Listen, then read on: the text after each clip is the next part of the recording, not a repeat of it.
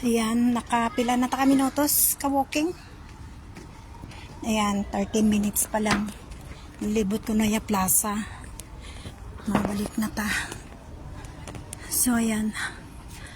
Na walking kita. Ayan ang aton outfit for walking.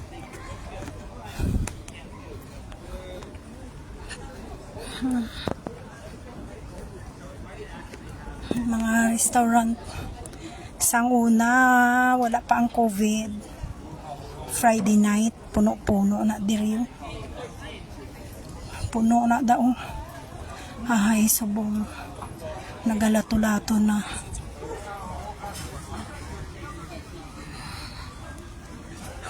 Ato amon.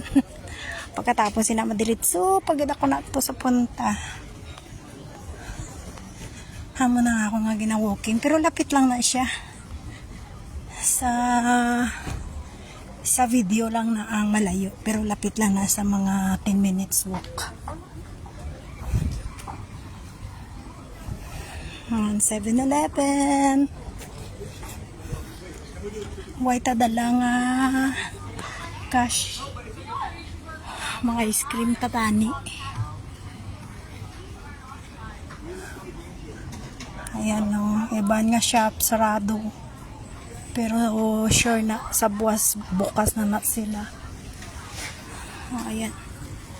Stanley Promenade.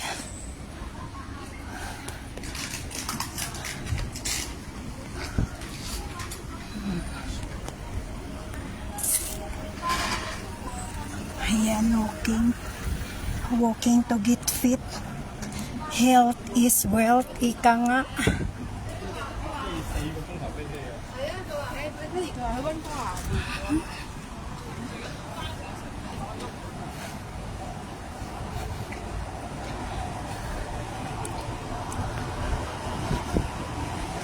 $30 to 40 minutes nga walking, okay na siya.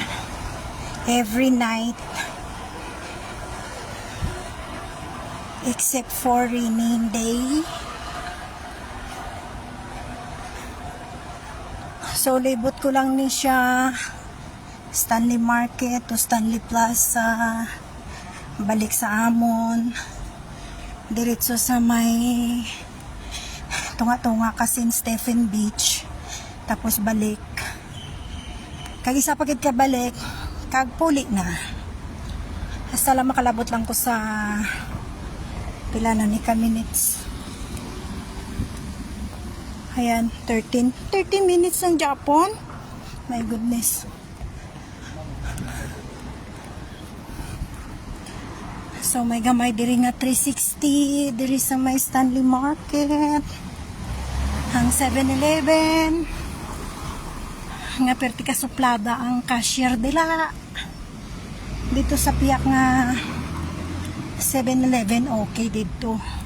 Dira iya ho do visit pamila na da sila offline. Nahapo na ko. Ayan. Look left and right.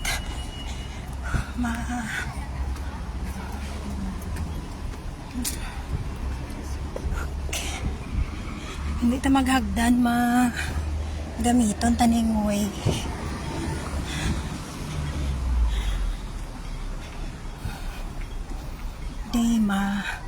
Haragang library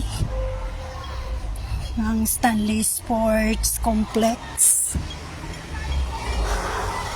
Pwede ka mo da kapabook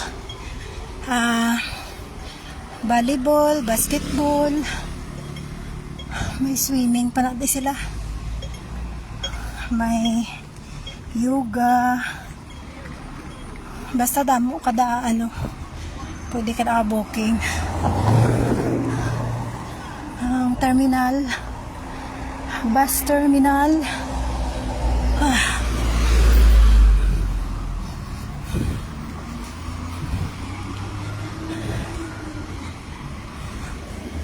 Pacific Coffee.